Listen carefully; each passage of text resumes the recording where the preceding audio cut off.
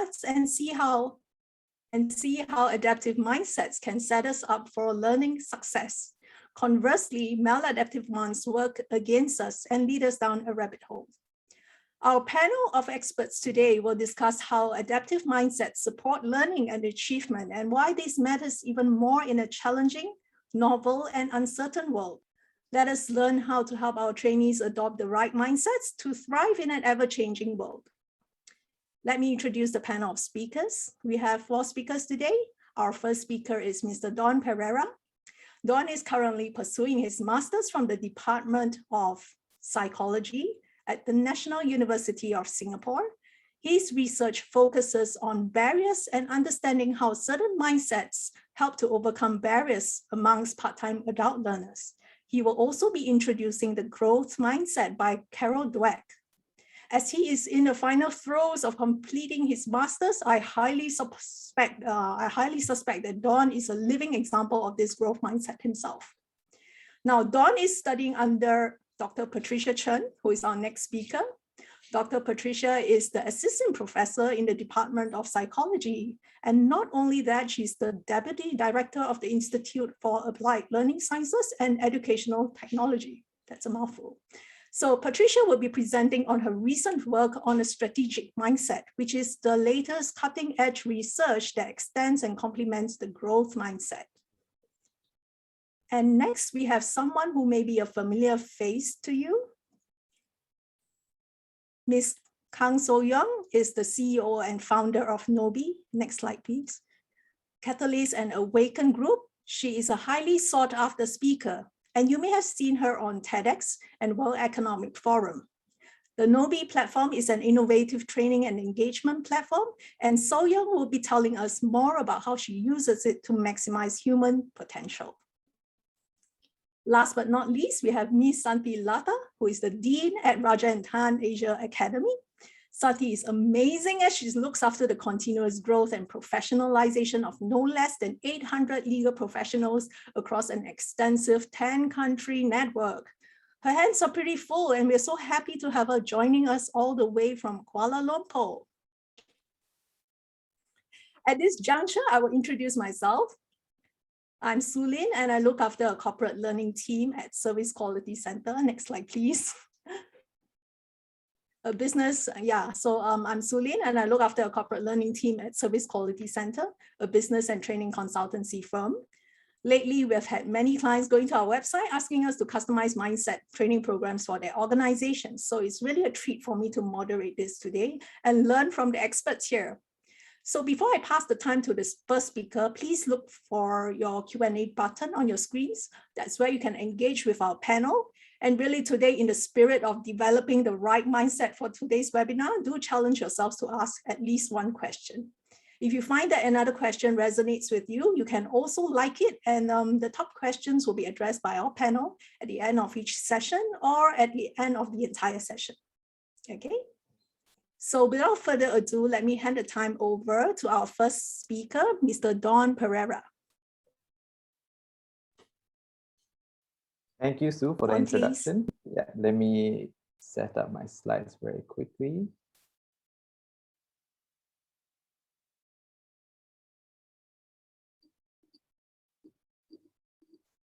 Okay, is my slides okay, Sue? Yes, perfect. Yeah. Okay. So thank you, Sue, for the introduction. So the title for my talk today is A Growth Mindset, Building Resilience During Learning.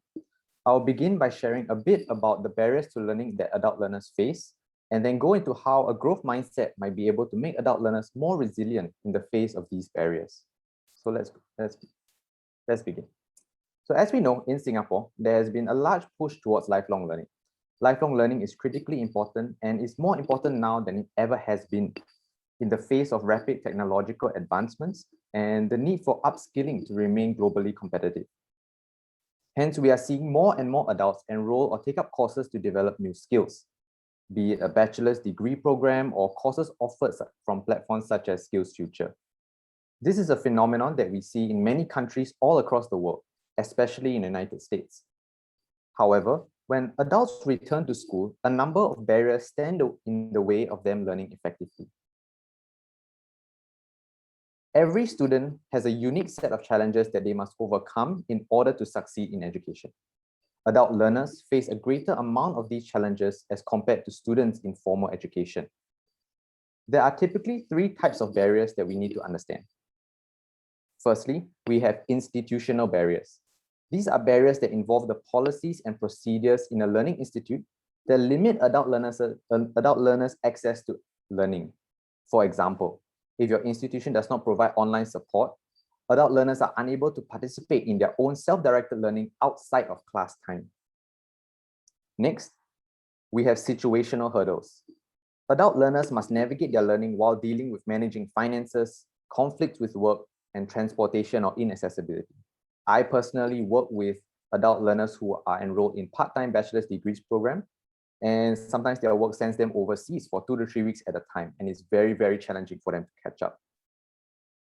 Finally, we have dispositional barriers, which are person-specific characteristics of a learner. For adults, this includes fear of failure, anxiety, confidence as a student, and sometimes just being overwhelmed with all of their responsibilities. Like I mentioned, I work with adult learners in a bachelor's degree program. Some of them have not touched a textbook in the past 20 years. And they come back and they feel very overwhelmed with the new school environments, completely new environment for some of these adult learners.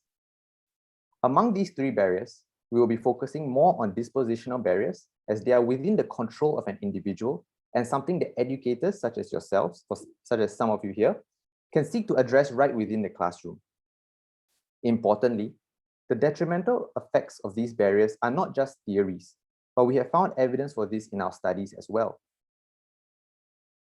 In our studies, using a large cohort of about 550 adult learners enrolled in a 4-year part-time bachelor's degree program, we indeed find that this is the case. We find that students who report that they are facing more dispositional barriers are not learning as effectively in school and thus performing poorer. From this graph, each black dot represents a student's score of GPA and their level of dispositional barriers. We can see a clear negative correlation between the number of dispositional barriers one faces and their academic performance. So why is this important? Adult learners who face a greater number of these barriers and perform poorly academically or in their courses are also more likely to drop out. And dropping out of school and courses comes with its own consequences, which include things like lower earning potential for those who are enrolled in bachelor's degree programs. They cannot get the next leg up in promotions or developing relevant skills. And for courses, many fail to develop relevant skills that they were initially interested in. It's just because of maybe they're not performing well in the course. And this limits their potential career opportunities down the line. And often it is difficult to quantify and see the extent of these consequences in the short term. Okay, so what can we do about this? Well, John Hattie, a renowned professor of education from the University of Melbourne, conducted an intricate review of over 800 meta-analyses of traditional educational interventions. Through his review, one of Professor John Hattie's two big conclusions was that the key to making an impact on educational outcomes is to understand learning through the eyes of the students themselves. In other words, he suggests that we need to consider the student's perspective when they are learning, when they get a disappointing grade, or when they interact with their teacher and peers. What are they thinking about?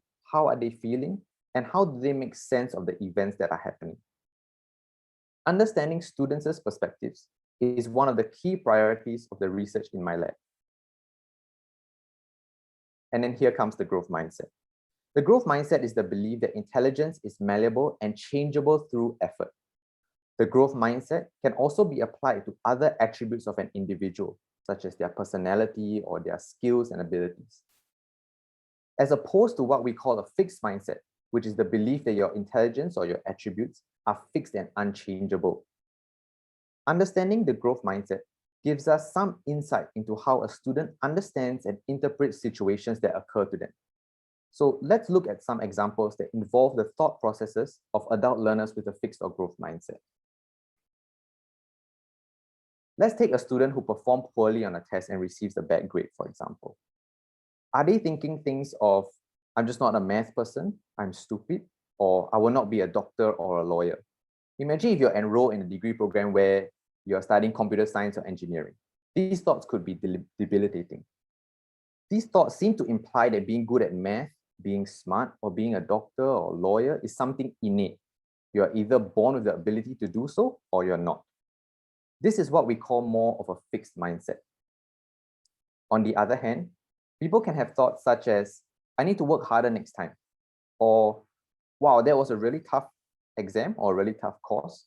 I want to try more of courses like these or answer more questions like these. This is what we will associate with more of a growth mindset. Research has shown that people with equal ability, the same likelihood of being good or bad at math, when introduced to failure, some of these people manifested fixed mindset thoughts, while others manifested growth mindset thoughts. And just with these examples of thought processes, we can imagine that they lead to very different educational outcomes. One is more motivating, while another is demotivating. Where one seems to embrace challenge and develop, another avoids challenge and stagnates in their development. Similarly, when someone is overwhelmed with work and responsibilities, they may have thoughts such as, maybe I should quit, or maybe I'm just not good enough to finish this course. Or they can have thoughts about, well, I'll just keep working hard to improve myself and the situation. This period is tough, but I know I can get through it. These thoughts, although seemingly fleeting or trivial, have shown to have large trickle-down effects over time. A lot of the work that we do in my lab focuses on how we can shift people's mindsets from a fixed mindset thinking to more of a growth mindset thinking. And importantly, this is not just theory. But in our data, we can see how the growth mindset can make learners more resilient. So let's look at this graph. This is a similar graph to what you saw earlier. We see that there is a clear negative correlation between dispositional barriers and academic performance. However, this green line represents something slightly different. This line shows us what the correlation is among people with the average level of a growth mindset. Now, this is everyone in our study, the same study that you saw before, with 550 adult learners. We measure their growth mindset and we average all of them and we plot them on a graph like this. In our data, we can also take those who are low on a growth mindset or exhibit more of a fixed mindset, and we can plot the correlation. What we find is that those with more of a fixed mindset, the negative correlation becomes even stronger. It means that for people with a fixed mindset, facing dispositional barriers are even more detrimental to them. Now, let's look what happens if we plot the correlation among those with a stronger growth mindset. We see that the correlation becomes almost negligible.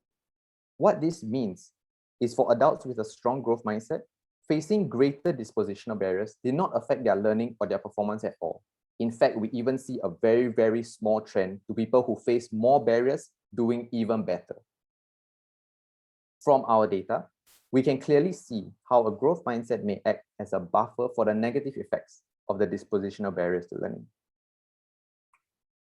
Okay, so how can we help adult learners develop their own growth mindset?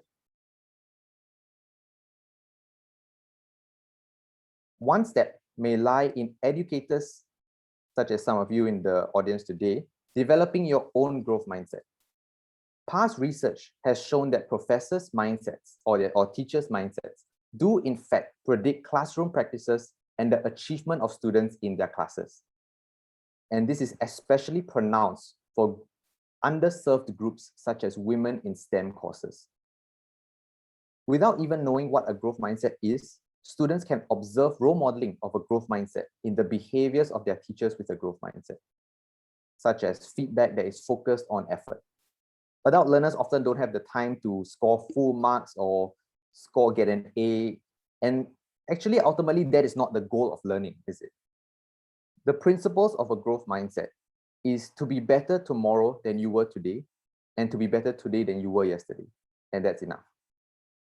So how do you develop your own growth mindset? For one, attending conferences such as this to understand the latest science on what are adaptive mindsets that aid learning is the first step. So everyone here, you are already on the right track. We also can make use of online learning resources. Khan Academy is one example. It's a free online education platform that provides free education on a number of topics. They also recently added a growth mindset module under their life skills component, as you can see here in the bottom right. Inside the module, you will find short videos, not longer than 5 minutes. Most of them are just 4 minutes long, talking about topics about how teachers can introduce a growth mindset into their classroom. Now, this module is not just taught by anyone, but it's taught by Dr. Dave Ponescu, a Stanford University researcher who has published with the likes of Carol Dweck, the founder of A Growth Mindset, and David Yeager, who is one of the biggest up-and-coming researchers on this topic. Although the only caveat of this that's on Khan Academy right now is that the module is more focused on teaching secondary and primary school students a growth mindset, but understand that the underlying principle is the same. And we are here to develop your own growth mindset. And with that, I would just like to thank the members of my research team and to IAL for the opportunity to speak to all of you. Thank you very much for your time. I will answer any questions that you have. Yeah. So do put in any questions that you have in the Q&A. Yes, by pressing the Q&A button. So this is a time to exercise, our growth mindset to learning and really draw insights from the panel. So Don, thank you for highlighting the importance of addressing dispositional barriers, and also teaching us how to identify between a person who may have a fixed or growth mindset, and how growth mindset is so important to overcome these dispositional barriers. If you like further tips from Dawn on how we can inculcate a growth mindset, especially, it starts from us as adult educators, before we can inspire our trainees to also adopt the growth mindset, that will be great. So I see, is that a question? No, that's a chat. Do we have any questions for Dawn? Dawn, would you like to share further tips? Sorry, I see a question from Russell. I don't know if under the Q&A panel, is that where I'm supposed to be answering questions? Yes, okay. So Russell, yeah. Yep. Yeah, so Russell asked, how did your research determine which individual has a fixed or growth mindset? So when we measure a growth mindset, they answer scale questions, validated measures. We can sort of plot the distribution, and we take the one standard deviation below the average and one standard deviation above the average. So people who basically rate that they are maybe one standard deviation above the average population, we count that as people who are higher on a growth mindset compared to the regular population. Yeah. Okay, we have probably some time for the next question. Okay. So the next question asks, although we try to think positive, which is a growth mindset, how can we continue to motivate ourselves to continue to motivate us to have this growth mindset? Right. So yeah, so that's actually a very challenging question. This falls to the point of how can we maintain an adaptive mindset? And sometimes, these are things ebb and flow.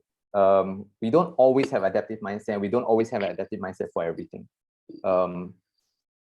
Sometimes it could be as simple as reminding yourself what is the ultimate goal, right? And the ultimate goal for learning sometimes is just to be better tomorrow than you were today.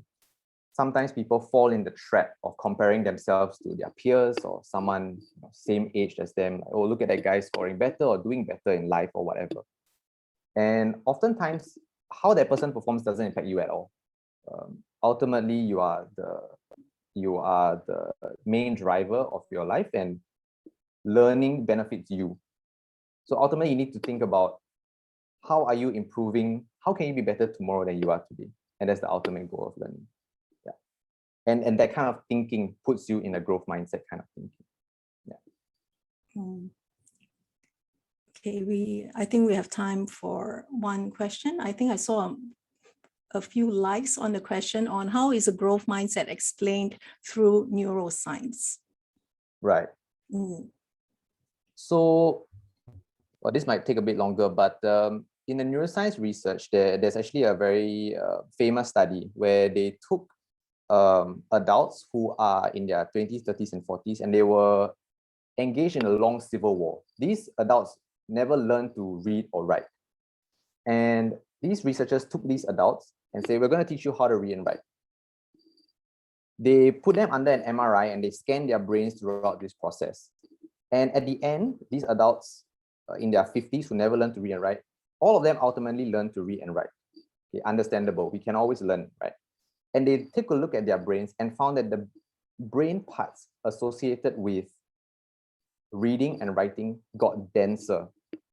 What this actually tells us is that if you work on challenging things, your brain actually physically changes to make new connections and get denser. And ultimately, this shows that your brain continues to be malleable, continues to change, and it is always adapting to what you put your mind to. And that in itself is your brain's way of showing that, a growth mindset is how you improve yourself. Yeah.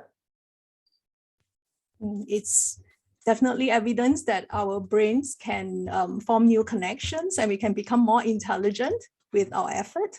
So without further ado, I want to actually pass the time over to the second speaker who will talk about strategic mindsets.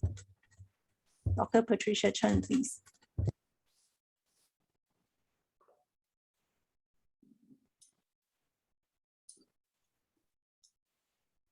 All right, can you see my slide?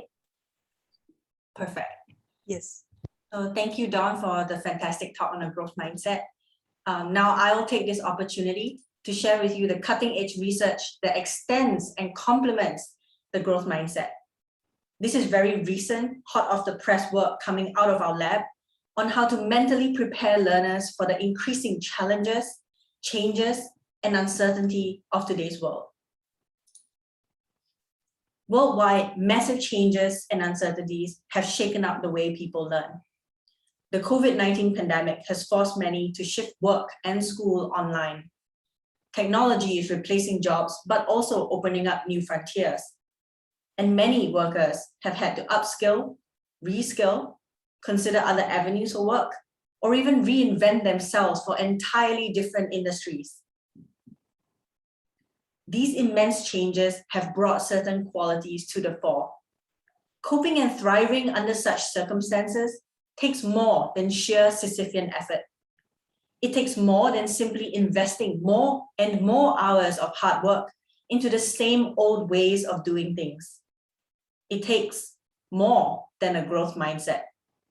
Instead, people need to become more savvy in the way that they navigate complex challenges, more flexible in adapting to change, and better at managing uncertainty. In short, they need to be strategic. Being strategic entails forethought and openness to alternatives, self-awareness and monitoring one's progress, self-reflection, and the flexibility to correct and adapt. In scientific terms, this is what we often call metacognition. Some people call it learning to learn, knowing how to learn, or higher order thinking. These qualities are also what make some people seem wiser, more well-prepared, and more savvy than others at dealing with challenges. And importantly, these qualities are predictive of learning and success. Now, if we take a step back, we notice that many of these skills are already easily accessible. You can Google and find advice about how to set goals and make effective plans. There are many self-help books out there that remind people about the virtues of self-reflection and being flexible. And there are tons of apps and devices that help people track their progress towards various goals, be it their weight loss, exercise, diet, and so on. So if these skills are so accessible and seemingly easy to pick up, why isn't everyone already doing all this? Wouldn't it be a wonderful world if everyone already knew about and practiced these skills frequently? Don't you agree that many more of our employees and students would be so much more effective? Now, one possibility could be that they simply aren't aware of some of these skills. Another is that they could be too lazy to practice them. And I'm sure we all know some people who already know some of these skills and yet don't seem to bother applying them. Maybe some of us are also guilty of this ourselves. So here's the big question. How do we motivate people to be more strategic and hence empower them to be more successful and well adapted in these times? Through cutting-edge research that my lab at NUS has done in collaboration with Stanford University in the USA, we have identified one important answer: a strategic mindset. In moments of challenge, unproductivity, or new unfamiliar situations, a strategic mindset involves frequently and spontaneously asking oneself strategy eliciting questions. Questions such as, what can I do to help myself? How else can I do this? Is there a way to do this even better?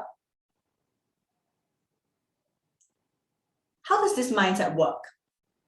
Asking these questions prompts people to generate and use strategies that are appropriate to the task. They might answer, how else can I do this? With a new idea, a new method, or the motivation to seek out someone who might know a different, better way.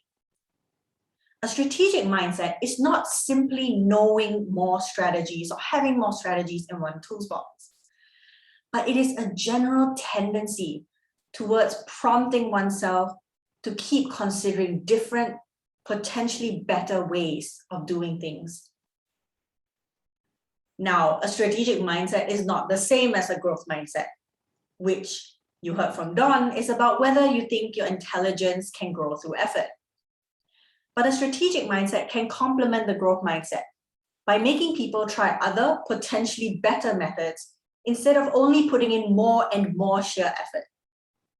Hence, both mindsets can work together by motivating people to invest more effort and also to apply better strategies. Our research has found that people with a strategic mindset have been more effective and successful across various parts of life. Adults with a strategic mindset reported being more metacognitive and hence made greater progress towards their professional, educational, health, and fitness goals. Students across primary, secondary, and university levels who had a strategic mindset reported being more metacognitive during learning. They were more planful, they monitored and reflected on their learning, and they changed learning approaches when they were stuck or unproductive.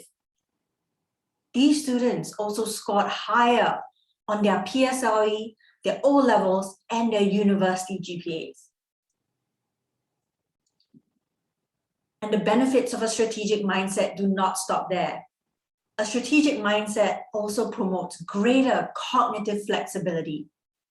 That is, it makes people more aware of the methods they are using, open to improving, and more likely to consider alternative ways of doing things. Working adults with a strategic mindset report being more comfortable with uncertainty on the job. When faced with the risk of losing their jobs, they express a greater willingness to explore new skills or start over in a new occupation. They also express greater confidence in landing a new job if they did actually lose their current jobs, and more positive emotions towards taking up a brand new job.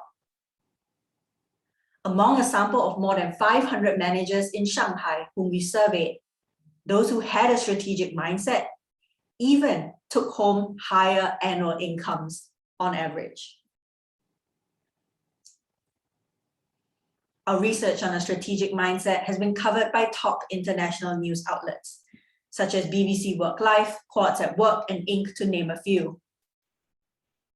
This strategic mindset is relevant and important for thriving amidst the challenges, changes, and uncertainty of today's world.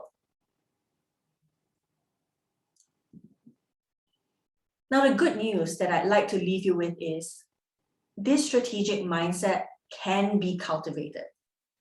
It's not something that you are born with or without, but it can be taught, encouraged, and supported as a habit that people can take with them throughout life. How might we cultivate this mindset? One, we first need to recognize that better behaviors and outcomes start with the right mindset. Two, we can teach people about a strategic mindset by emphasizing how it contributes to success and helping them develop a habit of asking themselves strategic mindset questions in their lives. Whenever they encounter challenges, or when they are stuck and unproductive, or when they encounter new and unfamiliar problems to solve. Rather than simply trying longer and harder and banging their heads against the wall, they should take a step back and ask themselves, how else can I do this?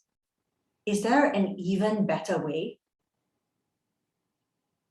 Organizations can also promote this mindset through employee training and providing resources and help to support employees who seek out different ways of doing their work.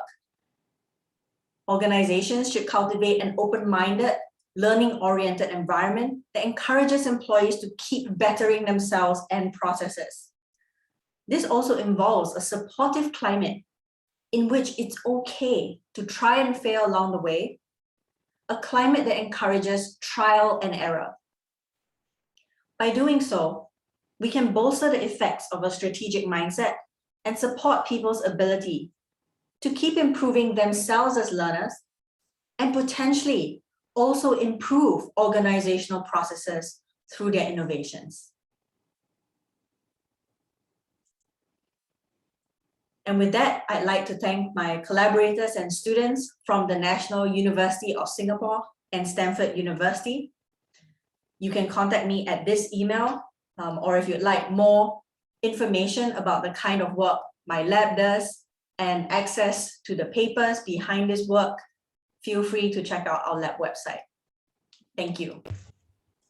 Thank you, Patricia. Perhaps we can put your contact in the chat so that our learners can, our audience can actually keep it easier. Okay, so it seems like while the growth mindset is definitely useful, a strategic mindset seems a step ahead. And by utilizing a set of questions, very strategic questions, we could be actually moving towards our pursuits in a more purposeful way, right?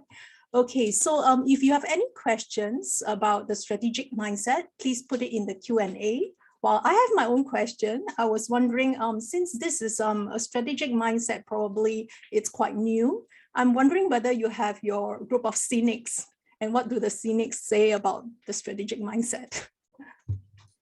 Of course, that's a good question. Yes, we do, and perhaps the most popular pushback is, are there any drawbacks to a strategic mindset, right? Which is the same kind of question that the growth mindset researchers also had to face.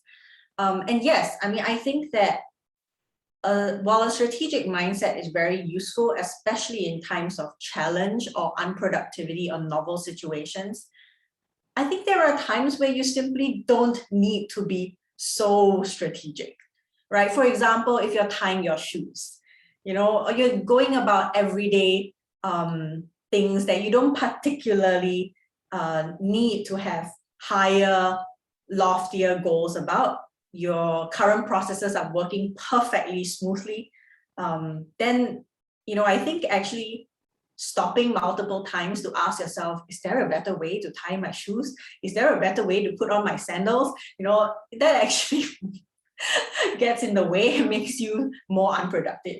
So I think a strategic mindset really matters most when you encounter difficulty and challenges, and when the goal is important and complex.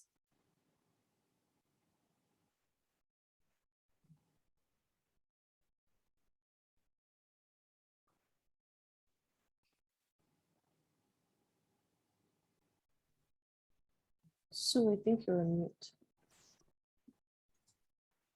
Oh, I'm sorry, I was muted.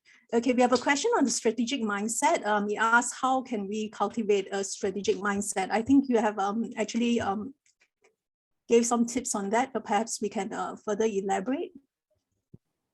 Yeah, so I think that at the individual level, right, we ourselves can practice asking the questions, how else can I do this? Is there a better way of doing this? You know, or when you encounter things and you watch people, say, queuing up, right? And there are long queues, people are getting frustrated waiting for some service. You could ask yourself, you know, is this the best way of setting things up? You know, is there a better way of organizing all this? So we can cultivate this habit in ourselves. We can also cultivate it in others, right? By providing an organizational climate that is supportive of this kind of habit. So one, we should obviously first introduce it to them, emphasize its importance, right? And its relation to learning and success. And then we need to constantly support it by providing resources so that people who consider other ways of doing things have the resources to try their ideas out. I think we also need to complement this with something like a growth mindset, right, in the organizational environment, which says it's okay to try and fail. It's okay to give a shot at new ways of doing things that may or may not pan out, right? Because at least through trying different ways, we might find that potentially even better way of doing something. So yeah, it's three-pronged, right? One is individual, the other is others can help us facilitate it, and the third, you need an organizational environment that really supports this. Thank you for that answer. I think we have time to take one more question. And I think this question could be posed to both Dawn and Patricia. Okay, so somebody says, I think your presentation is really interesting. I can see applying this to the local schools within Singapore, especially now with the emphasis on mental health in our youth. So also I'm wondering how we might apply these concepts to learners who have special needs. Yeah, so how would you respond to that? Yeah, so we're actually really excited about that. And we have partnered with the National Research Foundation, who has given us funding from the Prime Minister's office, and also with the Ministry of Education to work with MOE schools to measure and intervene on a strategic mindset among students. And in particular, you know, with respect to mental health, we have been applying a strategic mindset to emotion regulation, something I think is not as well taught as our other curricular subjects, right? And we're finding that, you know, if in times when you feel bad, when you feel down, you know, the more you ask yourself questions like, what else can I do to make myself feel better? Is there something else or someone I can reach out to help? Then the more you tend to use effective coping strategies, and that actually predicts better well-being. We found this also over the COVID-19 period, including the lockdown and the transition from in-person to online back to in-person classes last year. So thank you for that question. You know, this is something we're very passionate about, and we are trying to apply a strategic mindset, not just to learning, but also to supporting students' well-being. Dom, would you like to add anything from your side? Yeah, regarding the question on mental health. So actually, I think mental health, certain institutes do mental health programs very well when they develop individualized programs for students with special needs. And this already puts them sort of in the mindset of improving from wherever your baseline was. And I think that's already a very good step in motivating a growth mindset. And for example, with children with dyslexia, a lot of the training involves teaching them effective strategies to overcome some of the things they do. For example, when they have letter reversals in the text, when they have difficulty reading, they actually teach them multiple strategies to overcome this.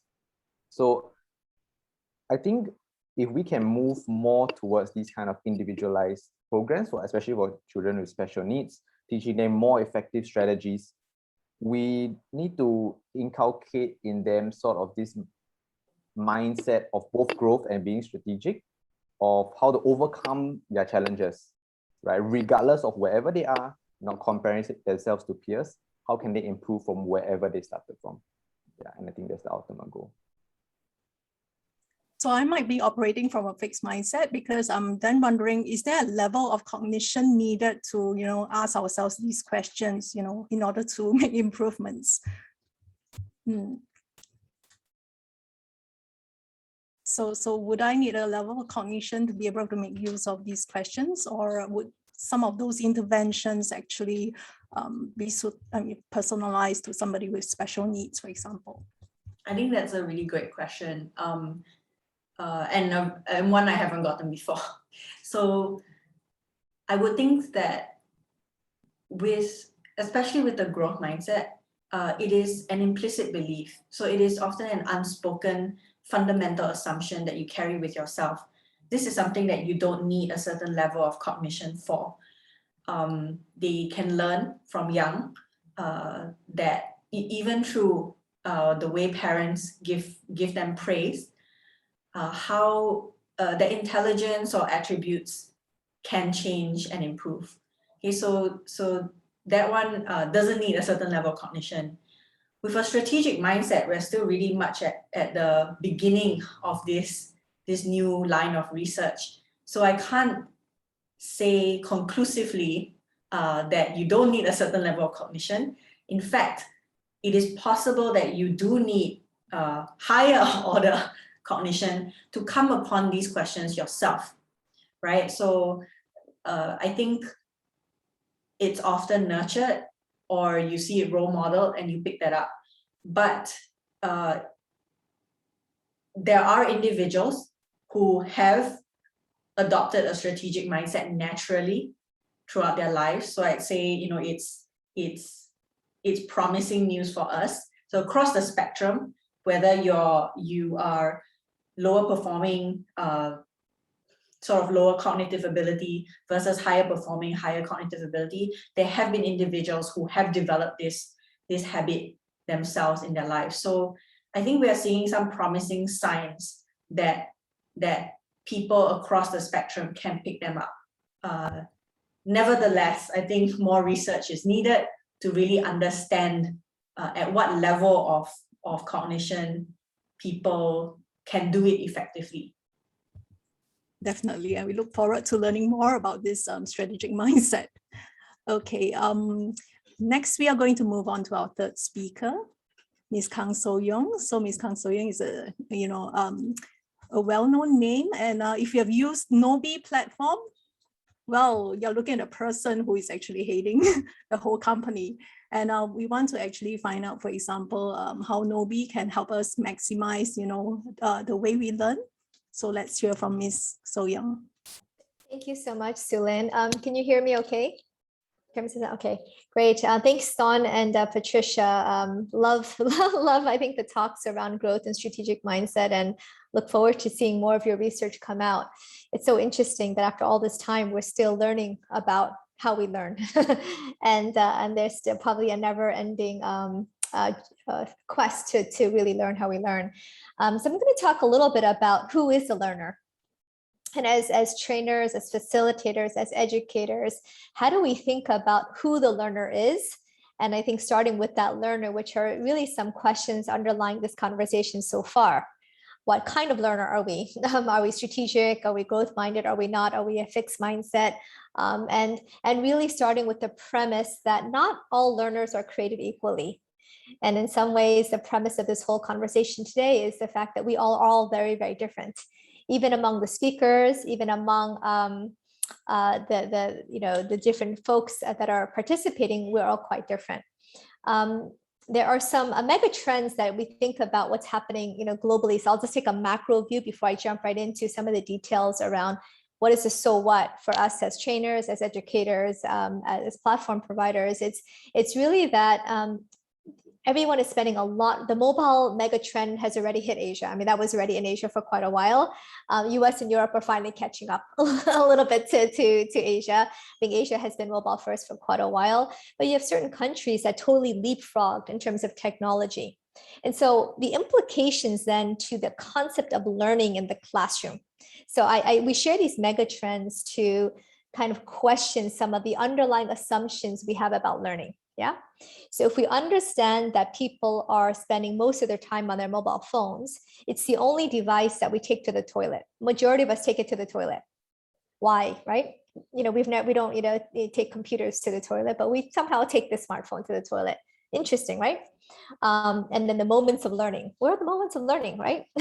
I don't think we typically think of, the bathroom as one of those moments, right? So it's just a way to think differently and to challenge our existing assumptions. The millennial workforce, and this is not just about the aging population, which of course in Asia is very exacerbated with the aging workforce and the millennials coming in. It's also the way that we are consuming content in this bite-sized, short way with social media. So these type of trends of really shorter and shorter attention spans, and I think I have a little bit of ADD as well. Like I constantly have to do many things that I'm shifting focus all the time, right? So how do we think about that trend? And today I'm not going to do, I don't think we'll debate whether it's a good trend or a bad trend, just to say that it's happening. And then we have to then decide how we want to respond to that trend. The third one is really about knowledge to skills. When we think about the modern training and education system, it started from the Industrial Revolution, and many of you probably have heard this before. Back then, the teacher had all the knowledge because knowledge was difficult to find. So the teacher held the knowledge, disseminated wisdom to all the students. Today, we all have more knowledge than we can ever imagine in our pockets called Google. And we can find any information we need. In fact, as we're speaking now, all of you can literally Google search whatever Dawn is saying and Patricia, whatever I'm saying, whatever Santhi was saying, and you can see if it's true or not, right? Because it's all, the knowledge is there. Skills then is now we're entering into a skills economy. The skills economy is about the differentiation, and you cannot learn skills by watching videos, unfortunately. You cannot learn skills by listening to us talk. After this conversation today, you will not learn any skills. You might gain some knowledge. And we hope that it fosters some questions and some reflections, but you won't develop a skill.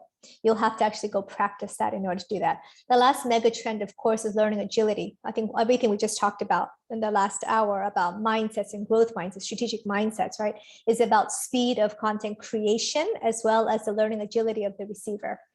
And so, many of you have seen some version of this. So I won't belabor it, but it's, 100 million jobs. Actually, there's 85 million being displaced, 100 million new jobs. It's actually about 200 million. There'll be some overlap between the two. Essentially, it's a lot of jobs. A lot of jobs are going to be disrupted and replaced or created due to automation. And so then the question that I think many of us are asking, and this is not many of us just on this call, but globally, global leaders around the world are asking this question. So what is the future of humanity? What does it mean to be uniquely human? And how do we foster these kind of growth and strategic mindsets in order to remain relevant? And so the new currency now is no longer knowledge, it's knowledge plus skills. So knowledge, it's not that the knowledge is important. We definitely need knowledge, but knowledge becomes a basis on top of the skills that we need to develop. And because our memories are short, it's difficult to remember 10. So I've synthesized it, bite-sized it into 4 C's because it's easier for me to remember. And that's how adults actually remember. We use mnemonics, we use simple tips and tricks in order to remember things, right? So 4 C's are much easier to remember, which is the synthesis of the 10. It's about critical thinking, creativity, communication, collaboration. Essentially, another way of building off of what Dawn and Patricia just said, right? Which, I think having these skills allows us to be able to continue to learn and grow, which is obviously very, very important. These things are also not easily replaceable by a machine. It's not a code, yes or no answer. It's not black or white. There's a lot of nuance which requires human judgment and human empathy in order to solve these problems. So these skills are going to have to be developed differently than the typical way we thought about it. So we said, okay, here's a challenge. The global challenge is we need to figure out a few 100 million jobs, new skills and mindsets that are not the knowledge kind. So who are our learners, and how do we think about adapting the way we train and develop them, knowing that all this is happening? Overwhelmed yet, right? It's an overwhelming problem. And so we did a lot of research to find, and we used a lot of design thinking methodology and human-centered design and ethnographic research to find out motivations of the adult learner. And we asked ourselves, who is the modern adult learner? Are they the kind that love to learn, that just so excited? You give them kind of a piece of content and they're the ones who ask you, what is the research behind that? Can you share the book? Can you share the white paper? So can you share all the 3 levels? And even some of the questions that are being asked by the audience today are in the learner category. You know, you give one piece of information and you ask more and more questions because you're so curious to learn. And I think a lot of times trainers, we assume that the majority of our participants are this persona, that they're the learner persona. And we're so happy to just shell out information because we think that the learner is like, yeah, give me more. The learner loves it. But I can tell you that some of the other personas not so interested. I am not a learner in my persona. I'll share with you in a minute which one I am, but the achiever is different. So what we did is we talked to people about their underlying motivations of why they learn. Adults are very different. We're very busy people. So we learn for a certain purpose. Some of us learn for pure curiosity. That's your learner. Some of us learn because we have to. That's our Mr. or Miss Responsible. You know, there's a requirement. I got to go through this compliance. I'm not that interested in it, but I must do it, you know, and I got to get it done. And I need to prove that I'm a good, hardworking employee, right? That's responsible. Then you have other people who are motivated just to be better than the guy next door. This competitor is not actually so interested in learning, but if I see that Santhi's ahead of me on that leaderboard, I need to beat her because I just want to beat her, even though I'm not that interested in the content, right? So that could be another motivation. And then you have these very interesting people called the friends.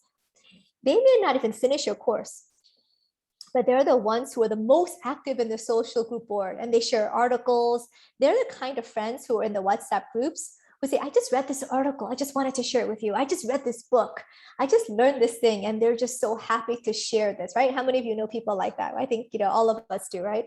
And these are the friend personas. So when you think about that, then you design the learning experience and the whole way that you train, understanding that not all learners are created equal. And it's not important to know what the mix is of everyone in the class, but just to recognize that you probably have some mixture of all. So the way that you design your training, the way that you engage them must be different. And I'm just curious, you know, in the chat, which persona do you think you are when it comes to learning at work? What do you think is your primary motivation, right? And then, and as some of you are just for fun, I'm just curious, if you were to post in the chat just out of total curiosity, and then I'll share mine, is we then from a technology platform, and by the way, I'm not a technologist, I'm an educator and I'm a trainer, you know, I'm an educator at heart. I love to train and develop people. That's part of my life mission. And we happen to build technology to help scale the power of the human experience because we couldn't find one. So I defaulted by becoming a tech entrepreneur because we couldn't find good solutions. That was the only reason. So, and so when we did that, we designed then the product features in order to meet the needs of these underlying learners. So we intentionally designed things that would help to align with the underlying needs of the learner, the selective. By the way, I am a selective. So I'm the type of learner that will rarely complete something. So I have stacks of books at home, and I will start sometimes with the middle chapter, sometimes the last chapter, sometimes the second. I will flip through the book and I'll figure out the piece I want to know. And I'm like, interesting. I learned what I need and I put the book away. I may never open it again. Did I find value in that? Absolutely, yes. But am I going to get 100%? No, I don't even need the certificate. In fact, a funny story is I was learning Beijing I was learning Mandarin in Beijing. And I said to my Lauscher at the end of, everyone is gearing up for the test, at the end of the semester. This is a summer program. I'm post-business school. Okay, so I'm a little older. I don't need the grades. I already have a job. And I said, oh, Lauscher, I'm not going to take the final exam. She said, huh? Oh, no, I'm not going to take the final exam. I just want to sit in your class and learn. And people thought that was so bizarre, but I'm not the achiever. I don't need to finish. I just needed to pick what I needed. So I'm a selective learner. So now if I'm in your class, you're going to think if I don't finish that I was not learning anything. And that would not be true. So that the challenge and the art of adult learning is that we're so different in terms of motivation. And so I think the context is extremely important as we think about how we design our physical as well as our virtual experiences as trainers. Much more challenging, right? If everyone were a learner, we would just talk at people and they would be so happy. The learners are the easiest ones to please. You throw anything at them and they're really happy because they're just so curious about the topic, and then they will continue to learn. And so maybe it's a little bit harder to design for the achiever, the selective, because you have to really add value all the time, right? Otherwise, you're going to lose their attention. So I think that's where we think about then the interactivity, the levels of engagement, and even the technology features. Yeah, it's funny. We have a lot of learners. We have achievers, a lot of achievers in the group. So that's super interesting. And so when we think about this modern learner, we think about how we evaluate learning and learning impact. Most training programs focus on level 1 and 2, which is, did I learn something? And what was my happiness reaction? I call the happiness measure. Did I enjoy it? That's your happiness metric. But beyond that, as we think about the skills we have to develop, we really need to think intentionally about the behaviors and the skills that are going to be applied as a result of our program. And how do we, and I call it a program, a training, a course, et cetera, right? And then level 4 is really the impact that it will have on an organization, right? And so I think that's where you can see the massive impacts to learning beyond just the knowing, but into the doing, which becomes part of your being. And by the way, Gnowbe stands for grow knowledge into being, because it's really about the application of knowledge, not just the knowing of things. And so that's where we think about this evolution in the Industry 4.0 space around kind of social micro learning and micro authoring, because especially with COVID, but even before COVID, we're social beings. We learn by talking to each other, by asking questions, by dialoguing, by debating, by disagreeing. That's how we learn. We're social creatures. And if we think about how we want to engage in Industry 4.0, how do we leverage the technologies available to us in this little thing called the smartphone, in order to be able to engage in really fun ways.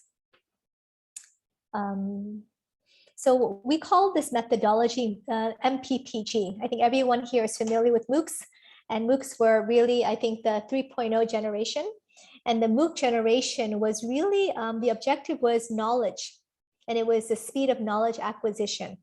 So what is the most efficient way to do knowledge acquisition at scale? You record the teacher and you blast it to the world. That is the most efficient way of doing knowledge dissemination. And the MOOCs have done a fantastic job of doing knowledge dissemination at scale. But we talked about now 4.0, where the objectives have changed. The game has changed. Now it's about effectiveness, strategic mindset. So hard. How do you develop that? Now it's about skills acquisition. It's about behavior change. So it makes sense logically that you need a new methodology. You cannot use a methodology that was designed for a different purpose. So we developed a new methodology, which is called MPPG, which is around this mobile versus micro learning kind of bite-sized content. Participation, which is extremely important, recognizing that we have at least 6 different personas, maybe more. Personalization, so that each learner is having a unique personalized experience in a group or social context. And that's where the G comes in. And the interesting thing is all of these things are based and grounded in adult learning science, behavior design, and gamification principles. So it's not just some nice words or letters. It's grounded in how humans learn in andragogy. Andragogy meaning the study of how humans, like adults, learn, as opposed to pedagogy, which is the science of how children learn. from in terms of the pure definitions. And the impact has been pretty significant in terms of engagements, completion rates, pass rates, effectiveness rates. So you take the learning effectiveness measures on the 4 levels of Kirkpatrick, and you'll see pretty, not just incremental, but step change differences in terms of how humans are engaging with that. And so when we think about kind of, technology and now the power of tech, and I shared earlier that I'm not a techie, but I believe in daily learning. And I believe that if everyone can spend a few minutes every single day learning, being inspired, engaging in new things, but then not just passively consuming that information, but actively thinking about what that means. What does it mean to you? And then thinking about the application of that, sharing your experiences that will deepen your acquisition of that information, but it also allows you to then convert that knowing into doing, eventually into being. And so all the ability to do it on a daily basis, right? And imagine how different that would be in terms of, I love Don's chart about the high growth mindset, the low, and what happens in terms of learning effectiveness. But if you were to be foster these kind of daily habits in your learners as trainers, imagine you design, instead of a 3-day workshop, full stop, you did a 3-day workshop with 30 days of bite-sized practice. Think about how that would totally change the game. And it's been really exciting, honestly, for us to learn from our clients on how they did that.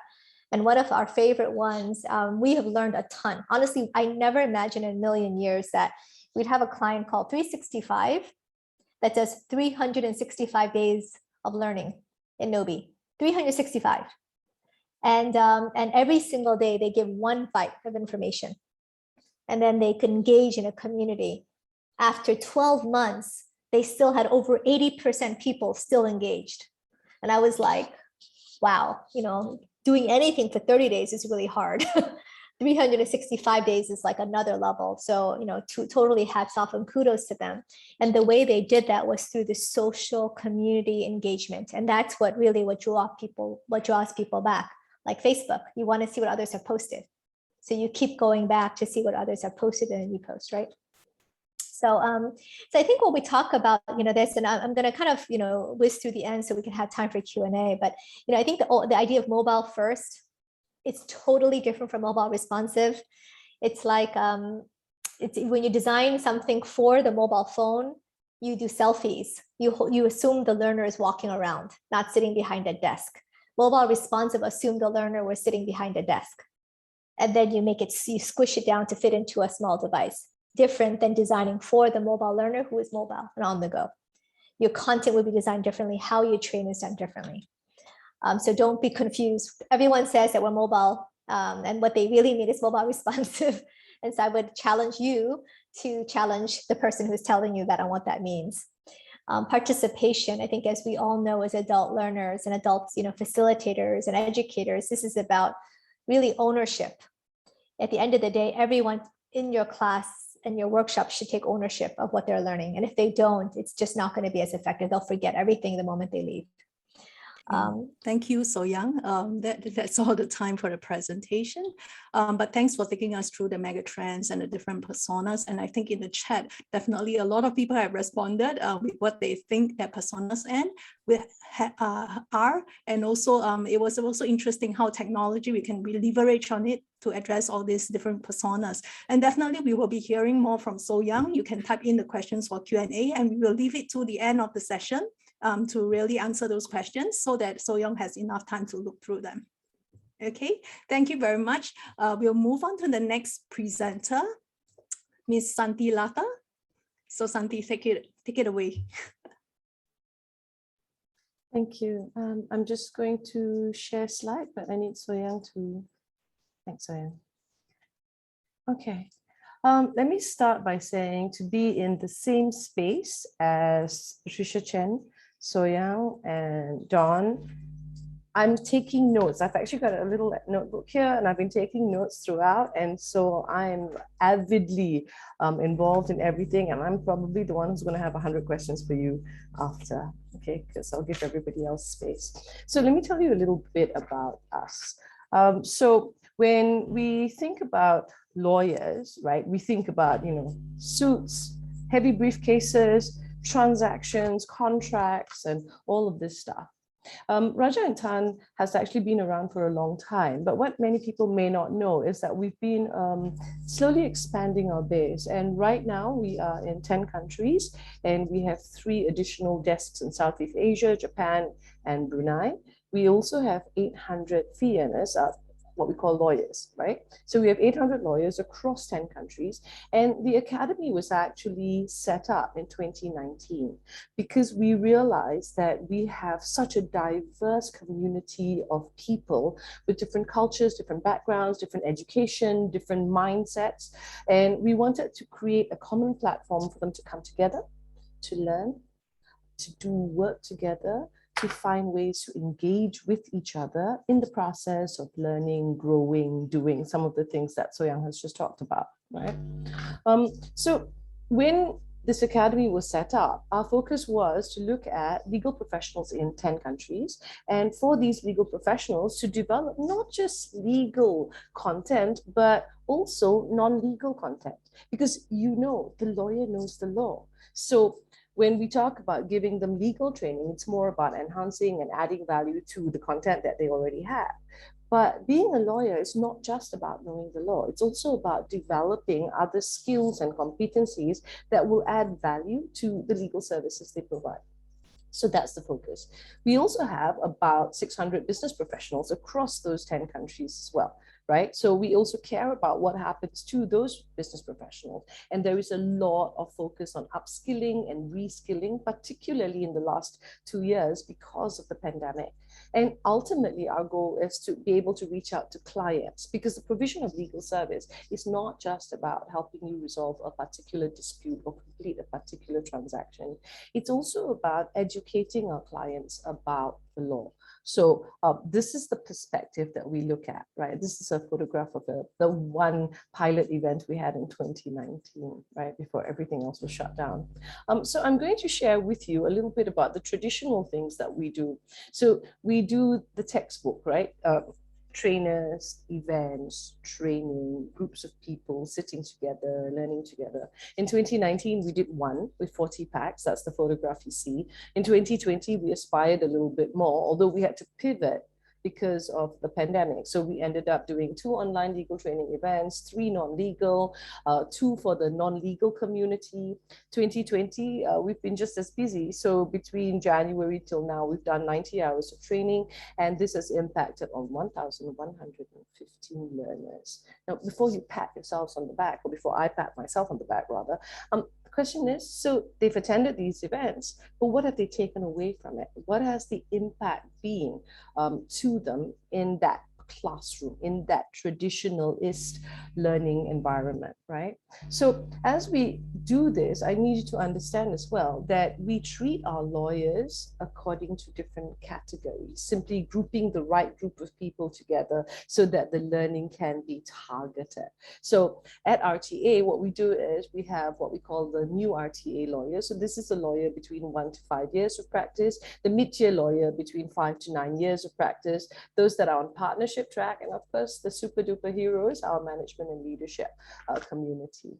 So when we build training content, we actually build this content with these 4 different groups in mind, because they have different needs, different expectations, and most importantly, different aspirations.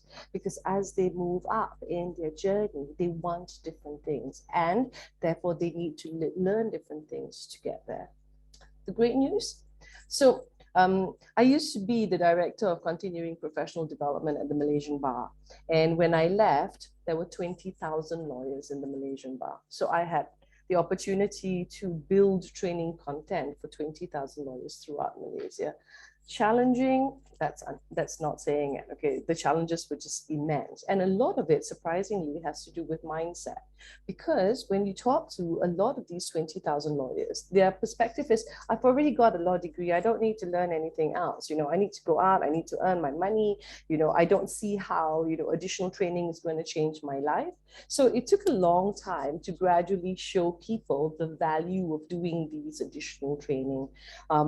But one of the reasons I joined RTA was because the first thing they said to me was, you tell us what you need, You tell us how you need it, and we will build this together, right? So the commitment from the management, who do, I'm very happy to say, have that strategic mindset that Dr. Chen was talking about, it's based on their commitment. So it's not just a financial commitment, it's also a commitment from a management, staffing, retention, recruitment, networking perspective, that we actually want to commit to building aggressively, proactively, a community of people. And we actually have a goal.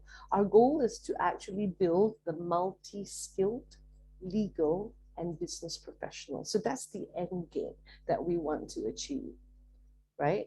And so what that means is, you think about the lawyer, it is about taking the lawyer out of his safe zone. I know the law, I want to learn the law, and peppering the lawyer with other things, other skills and competencies that will enhance themselves as professionals, their delivery of service as well. So for the Academy, I like to think that we have a strategic mindset. And how do I know this? Perhaps because we only have one mantra. How can we do this better? That's it. Everything we do is driven by, okay, we finished this, what could we have done better? So the next one, we try to do better, and we try to do better. Do we set impossible standards for ourselves? Yes, yes. Why? Because we have an obligation. Every person that we have an opportunity to touch. So I'm a teacher at heart, and you're going to see this now, right? Every person that we have an opportunity to touch is a life that we can change for the better. So we are committed to that perspective. But we've had our challenges. What are our common challenges? Our common challenges are the pandemic. Let's start there. The pandemic has been a problem, but it has also been a blessing. It has been a blessing because everything is online. I can take people from 10 countries and put them in the same virtual room, same virtual space, where they can talk to each other, engage with each other, laugh together, play together, you know, in a way that 2 years ago would have been thought impossible. Nobody's going to do this. So in that sense, it's been great. The second challenge has been that, you know, as with every industry, there is a constant evolution taking place. So for the Academy, it's not just about setting the pace in terms of the learning and development. We must be consciously aware of all the things that are relevant, that are going to impact on the legal community, and start preparing people for that. So that's also been quite important. And the third, and this is actually the biggest challenge of all, the needs of the learner. 800 people doesn't sound huge, but 800 very independent, thinking, busy adults in a stressful workspace, constantly running on the clock, taking care of their families, having personal commitments. That's a huge challenge. So when I read some of Dr. Chen's work, right, I was quite inspired. Yeah. So do we monitor progress? Yes. Do we recognize flaws and areas for improvement? Yes. Do we set out steps to overcome these challenges? Yes. So I'd like to tick those three, right? So I'm like, yay, we're there. We're not. Because then we come to the learner. And I think that both Dawn and Patricia have actually talked about how there are so many different types of learners and so many different circumstances that influence who they are. So when I look at our learners, I think of them as people who have combination mindsets. Do they already have a growth mindset or even a strategic mindset? My right off the bat answer to that question is yes. They're lawyers. They're always fixing people's problems. And so if they don't have a growth or strategic mindset, I don't think you can be a lawyer for very long, truth be told, right? But that's outward facing. You see, that's facing their clients, that's helping resolve issues at work and stuff like that. What we need to do is we need to then ask them to look inward. As learners, do they have this growth and strategic mindset? We know that they do it externally, but do they do it internally? So the challenges that we deal with in the Academy, because as we set up the trainings and opportunities to learn for them, we struggle with the fact that they are constantly balancing their workloads with the learning. right? They're always trying to decide, what do I want to learn? Do I need to learn this? Is it relevant to me? And then, of course, the how to learn. People have moved away, and I think So Young made this point beautifully. People have moved away from wanting to be the passive observer in a classroom to, I want to get my hands involved. I want to do this. Yeah. How fast can I learn? How many minutes will it take me to acquire this knowledge so that I can now go out and use it elsewhere, right? So that is the learner that we have to cater to, and we have 800 of them to play with. So there's lots of moving parts in this one. And again, reading about what Patricia has been doing, and we talk about how metacognition may help. So one of the things I've learned from just being part of this event is that maybe as we move forward, one of the things that the Academy wants to look at is not so much taking on the responsibilities of planning and goal setting ourselves, but actually directing these responsibilities to each of our 800 learners and saying to them, you set a goal. You decide what you want to do. You come and tell us what you need, and then we will build that for you, so that perhaps that would give them better opportunities to self-monitor, to self-reflect. I really, really firmly believe in this idea that the best learner is the learner who has chosen what he needs and decided to learn that.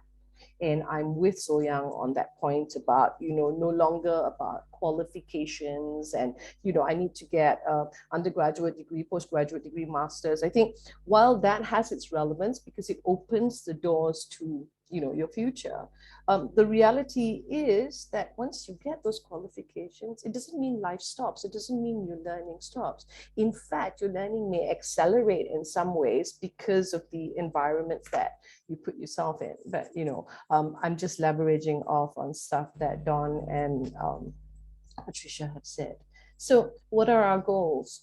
Moving forward. So remember, we're constantly evolving, we're constantly adjusting, we're constantly able to think about, making things better. Yeah, that question is, how can we do it better? That's our mantra. So here are the 3 points. So let's look at the who, then we look at the what, and then we look at the how.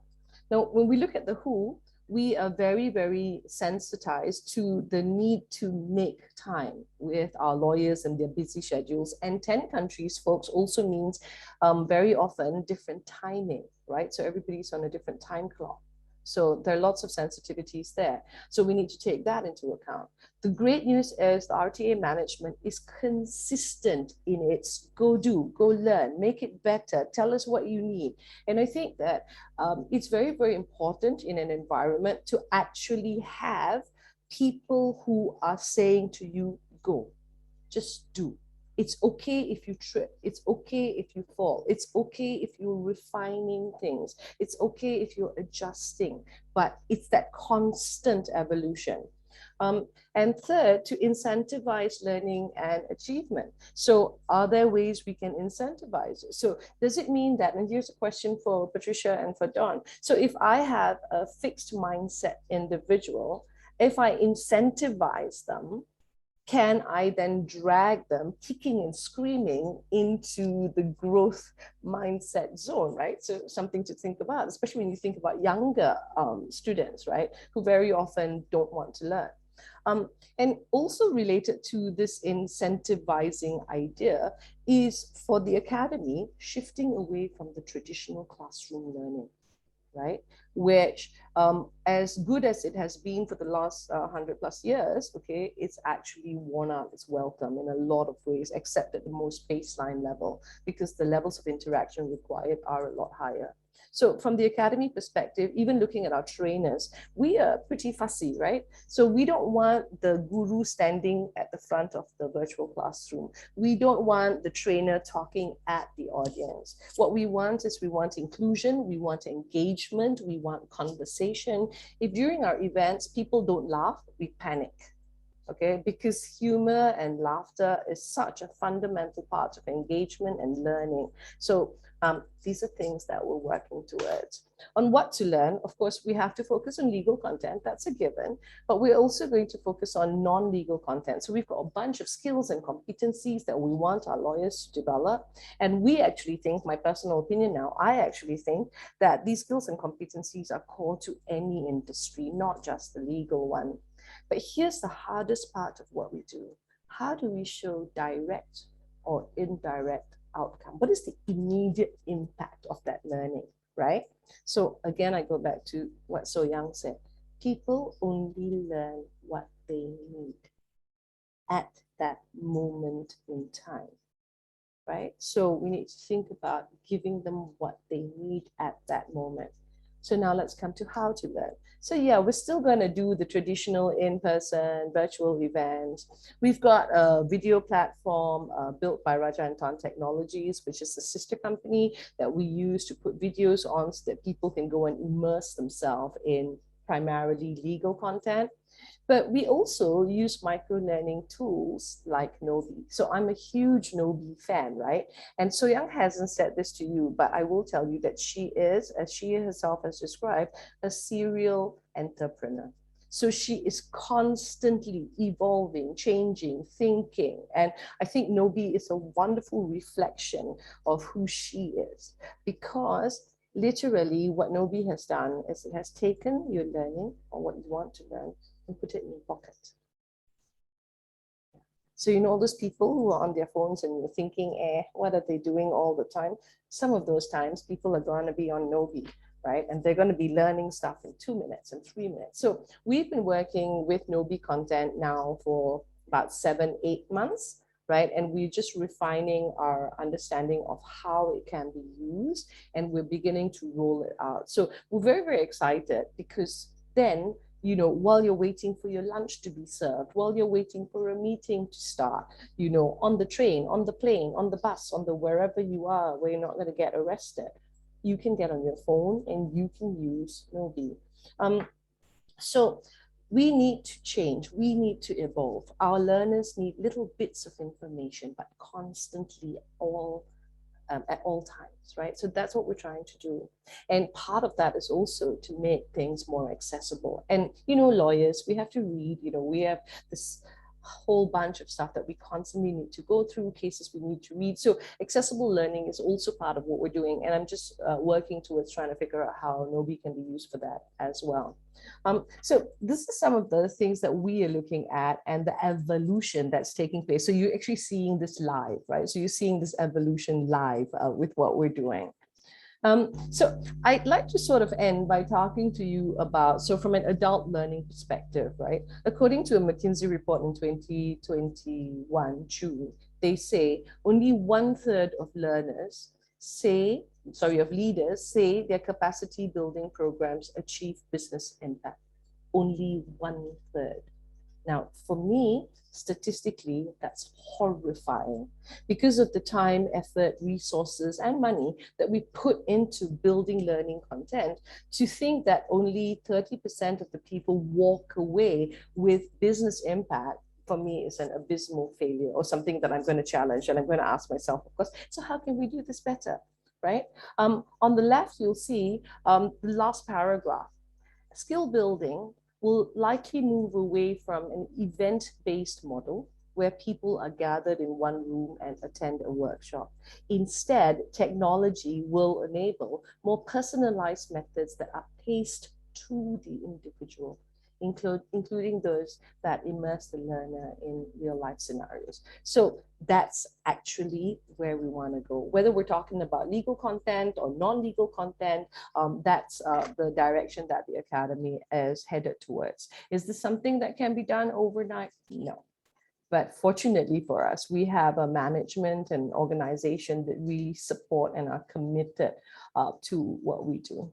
So that's just a little about me. And if you want, you can just scan the QR code, which will take you straight to my email address, and then we can keep in touch. And because I'm a lawyer, that has to be a disclaimer. So here you go. All right, everyone, thank you very much. Thank you, Santhi, for the very perceptive sharing. I think Rajah and Tann Academy is really at the head of the pack in inculcating an environment that everybody's committed to be a reflective practitioner, just by asking the question, how can we do things better? And I think many of us can resonate with her experience. I think at this time, I'm going to throw the session at you, and please come at us with, questions. It's an open Q&A question. I think So Young has also, been busy with trying to answer all the questions that were posed to her. So you can check your Q&A, if you have actually posed any questions to So Young earlier. And I'm really sorry to cut you off, So Young, but if you have any, things to add at this point, please feel free as well. All good. Okay, so perhaps we'll take more questions. Let's look at the Q&A. We have a question about mindsets. So that is really quite well liked. So some adult learners are more skeptical and cynical. So how do we inspire them and motivate them with the growth mindset? So I think Can we Dawn, understand a little bit about what they tend to be skeptical and cynical about? Like back to the person who asked the question. So Mr. Xia, Bingna Xia, so could you elaborate, what are they skeptical and cynical about?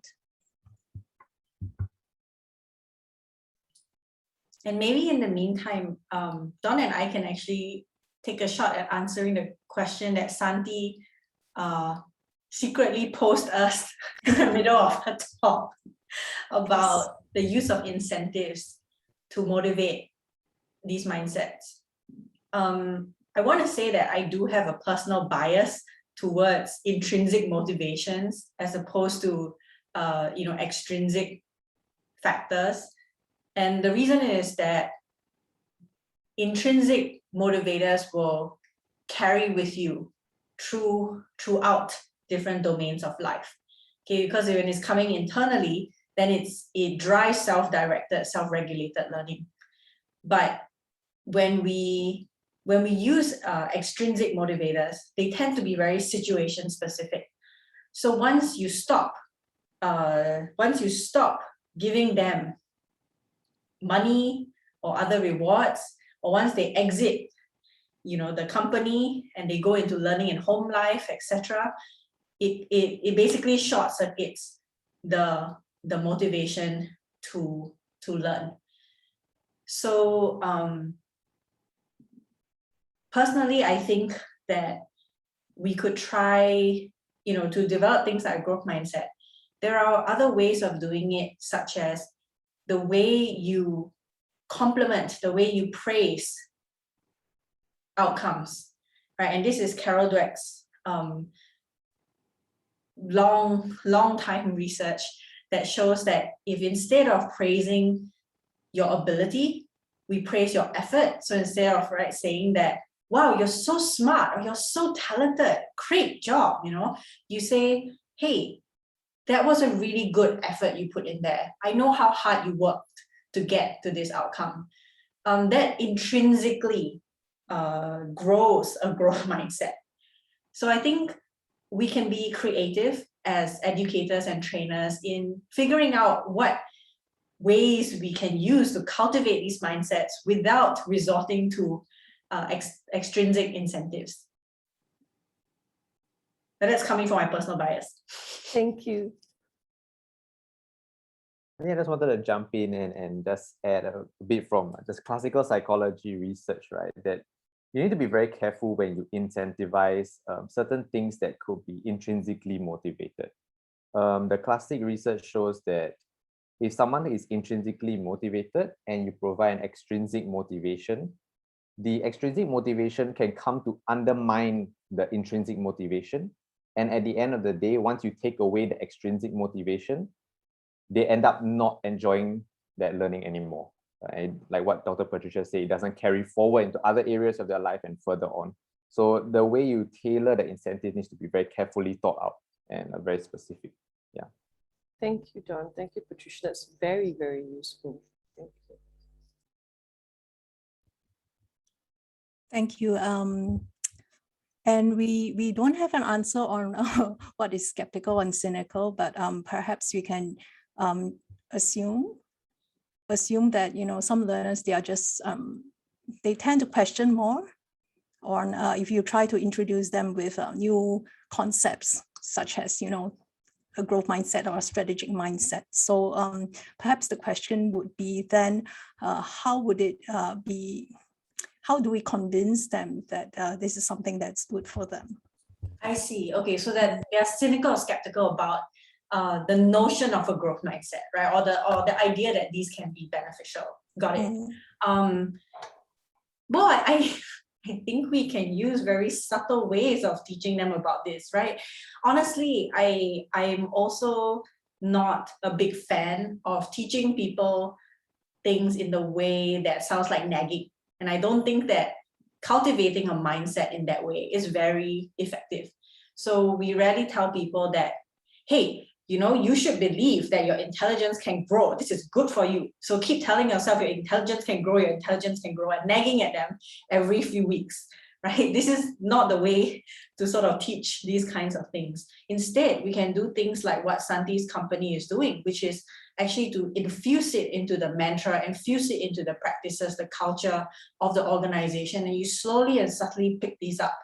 Or to infuse it, you know, in parenting, you give people effort praise instead of ability praise, or strategy praise instead of ability praise.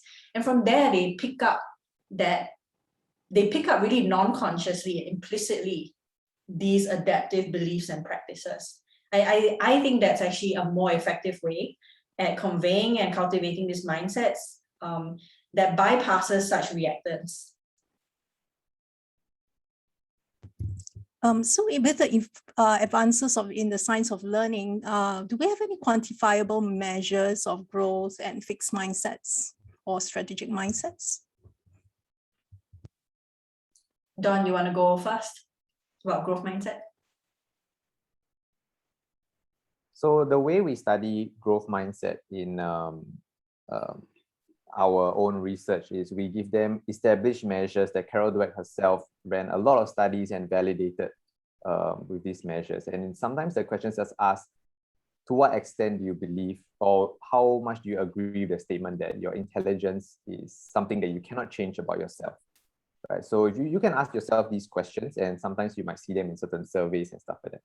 And the extent to which you believe certain things is essentially our measure of how much you believe these things to be true. Now, of course, throughout your day, you might agree with this statement to a different degree, but it gives us sort of a snapshot at that point in time, you know, what's your level of growth mindset. So that's how we've been using it so far.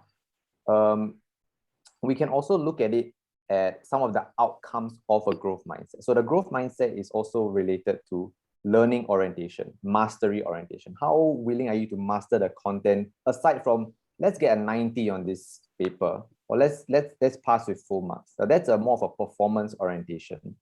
So when we see someone with more of a learning orientation, that could be a signal to us that this person is more of a growth mindset. He's willing to master the material aside from just wanting to perform well.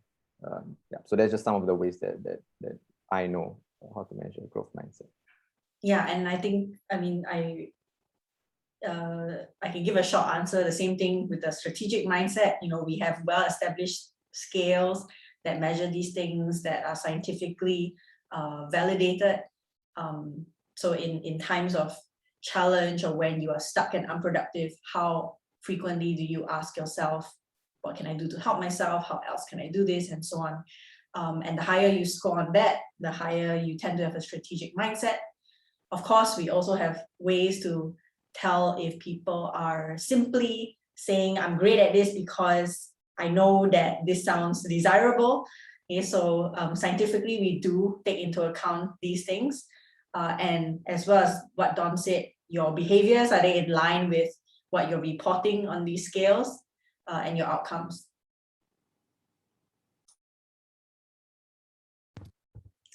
Thank you. And also, I mean, it's like, well, from looking at quantifiable measures of a fixed or growth mindset, we also have a question that looks at how do we identify a modern learner's persona?